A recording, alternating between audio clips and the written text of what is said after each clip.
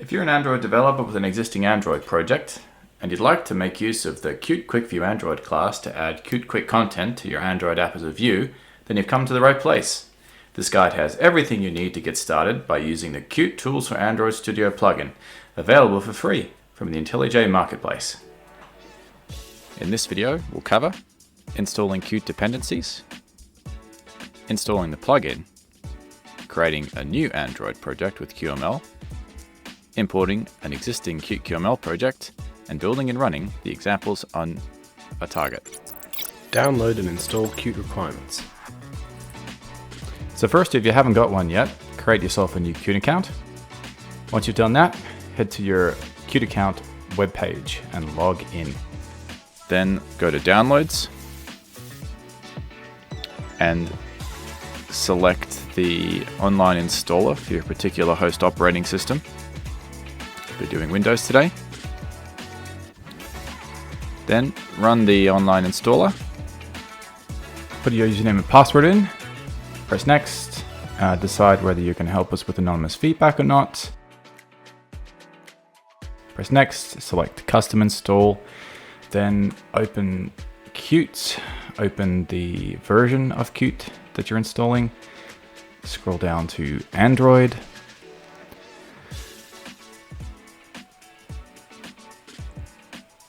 Add any add-ons you want. Then scroll up to Design Studio and deselect that if it's not required. Scroll down to Design Development Tools.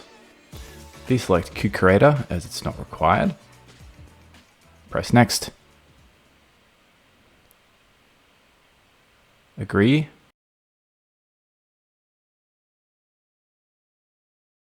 Next. Next, and then go make yourself a cup of coffee.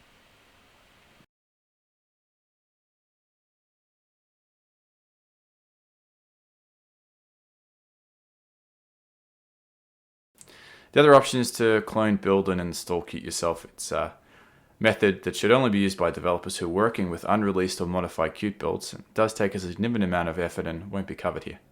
See the Qt for Android building from source page for how to do that, link below. Install the Android Studio plugin. The plugin is installed like any other IntelliJ plugin. Head to the plugin's IntelliJ marketplace page, link below, and follow the instructions there on how to download and install. You can also, of course, install it from right within Android Studio. Go to Settings, Plugins, Marketplace, search for Qt, select Install, click OK and Apply. Then make sure you can see the QML project in your Android project tree. Creating a new Qt project. Okay, so open your existing Android Studio project. Go to Main Menu, File, New, down to New Qt Project. Give your QML project a name. Then give it a project location.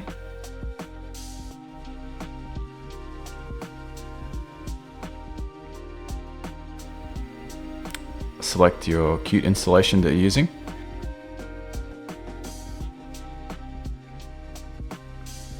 And then select your minimum Qt version. And we should see the QML project appear in the tree on the left, with some ready-made files for the project. Okay, here we're going to go through importing an existing Qt project. So this is pretty much exactly the same as a new project, with a few less steps. Let's go to New, down to Import Qt project this time. Select your Qt location, and then open the folder that contains your QML project. Press OK. Press OK. And when that's done, we'll press Sync, and we'll see the Qt Quick View QML project in our Android project tree in the left panel.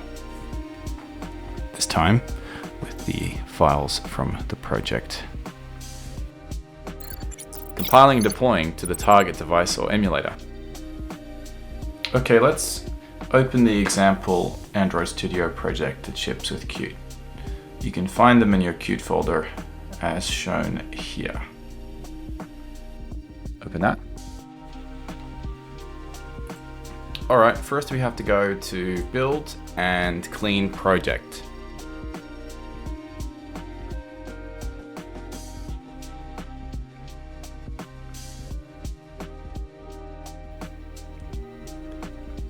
Next, we need to press the Gradle Sync button.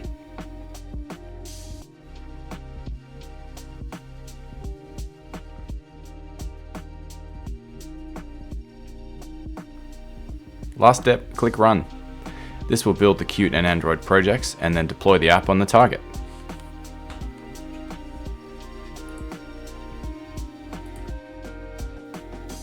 And there you have it. Running on an Android emulator. Click buttons and they impact the different areas of the code. Sliders, sound effects, you name it. Thanks for watching. A written version of this guide is available on docs.qt.io.